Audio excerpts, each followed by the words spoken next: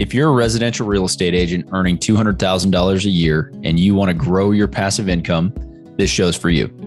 Learn the secrets other agents use and hear from experts in our field in order to guide you along your journey to investing in assets like apartment communities so that you can turn your commissions into cash flow. I'm Randall DeCleared. Let's go, baby.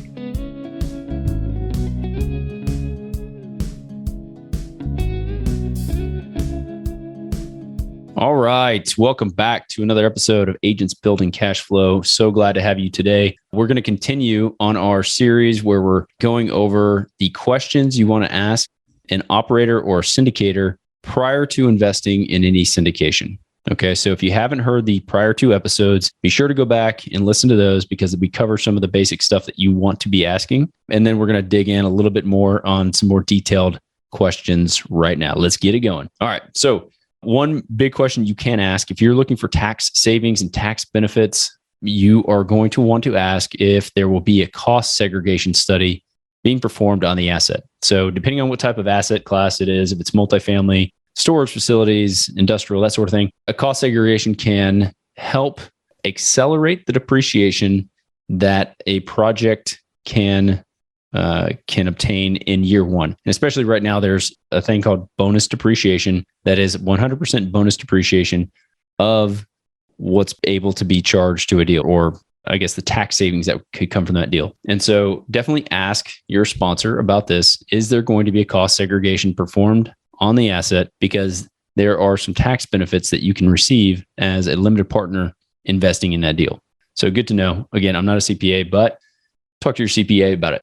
All right. So cost seg, remember that word, cost seg or cost segregation. Okay. So the next question is, when do you issue K1s to equity investors? So K1, it's a document for all the partners who invest in a deal. They will get a K1. It's an IRS form that shows you your gains and losses from the investment. And so you want to know when the sponsor is going to be issuing those. There is a deadline, but sometimes you try to get it out early. Sometimes you are right on point. So just ask that question and find out the answer. Next question. How do you plan to manage cash flow? Again, this could be a fairly straightforward question, but when a property is producing free cash flow, then you need to know how that cash flow is going to be spent. Is it going to be distributed to you, the partner? Is it going to be distributed to a preferred equity balance? Is it going to be held as reserves in case something happens at the property and you need capital reserves? So just ask how the cash flows will be handled and get to know all that will be in the documents that you're looking at and signing, but just ask it up front. All right, moving on. Here we go. We got, what third-party property manager are you hiring? That can be, if you're working with a sponsor that is vertically integrated, they may have in-house property management. So this question may not even apply. But if there is a third-party property manager, you want to know who they are. So you, just like anybody else on the team, you can look them up and figure out their experience level and what they bring to the table. So again, ask that and know who it is. And follow on to that is, have you ever worked with this property manager before? So it's a good question. You want to know how many assets that property manager has in the market as well. If it's their first asset in the market, that could be problematic. And if it's, and I guess back to that question, if you've worked with them before, if the sponsors worked with them before, that is telling that they're being hired again, right? They're obviously managing the asset fairly well, filling it up, not keeping it vacant, turning the units, doing all the things that the property manager is there to do. And so if they're one-off, find out why it's the first time they're using them, find out if there were troubles with the prior property managers and what the sponsor is doing to mitigate those problems going forward. What lessons did they learn? So all good questions to ask.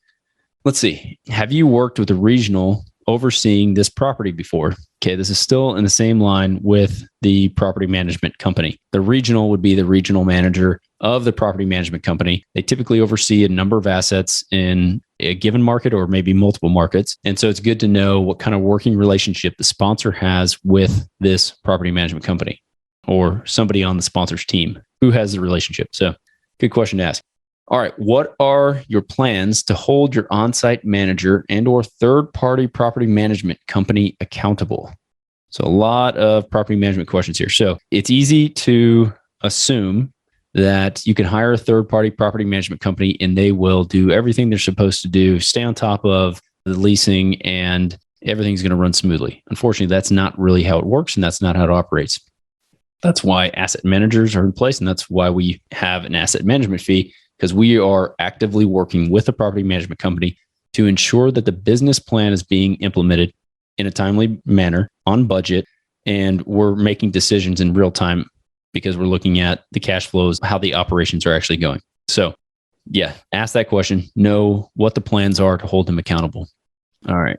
So typically for us, we have like a KPI, which is key performance indicators that we give our property management companies. These are the metrics that we need you to hit in order for this thing to operate properly. And so that's just one way. We get reports on a weekly basis and even on a daily basis. We can look to see how many leads we're getting, how many people are leasing. And so we have access to all that data. So let's see. How is your accounting handled? Okay, so that's a good question. If there's a outsourced bookkeeper, if there's an in-house bookkeeper, if you are using a CPA that's handling all of it in-house, explain to your limited partners how that's being handled. That is a question on the accounting side. So follow on to that is, what CPA firm are you working with? So if it's a local CPA, not nationwide, are you working with a sponsor that has national reach? And if so, need to ask them how the CPA is handling the out-of-state assets that they may be acquiring and get to know their experience level. Okay, so those are a few questions about accounting. And then you obviously want to ask about the legal side as well. What law firm are you working with? So there's typically going to be several attorneys or lawyers that are involved in these transactions. The transactional attorney, who is handling all the documents and the paperwork for actually getting the deal closed, the actual purchase sale agreement, reviewing the title docs, making sure that everything's in line with the operating agreement for the entities that are being set up, and really just the actual transaction side. And then there's a syndication firm typically that will handle any of the SEC filings or the regulatory docs that are needed for the placement memorandum, the operating agreement for the limited partnership, and all that. So find out who those attorneys are, because it's good to know, again, their level of experience. Okay, here's a question about reporting. And this is a question that I've gotten a few times, like, when and how often can I expect my financial reports? We have an investor portal that allows log in at any time. You can go in and see how the investment is performing. And so that's one way. But we do typically, when we take over an asset, we are having weekly calls when we first acquire it, and weekly, kind of like a webinar. We'll just record something, say, hey, this is how it's performing. This is what we're seeing. Very quick, very short. And we just send that out to all of our partners. Once we get through the transition and the turnover, then we will change that to monthly.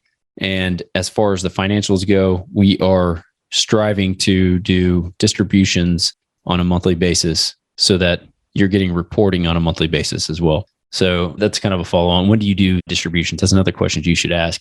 So again, monthly, quarterly, or annually. Typically, the investors that we work with, we want to be paying out as often as possible, right? If it's a apartment complex that we are acquiring, then we want to be able to be making payments as soon as possible, or distributions for your investment as soon as possible. We just find that for ourselves, if I'm investing in an asset, I want monthly distributions. So I would assume that you would as well. So ask that question. Is it monthly? Is it quarterly? How are you going to pay out? Is it ACH, meaning direct to my account, or you're going to send me a check and I have to go to the bank and do all this?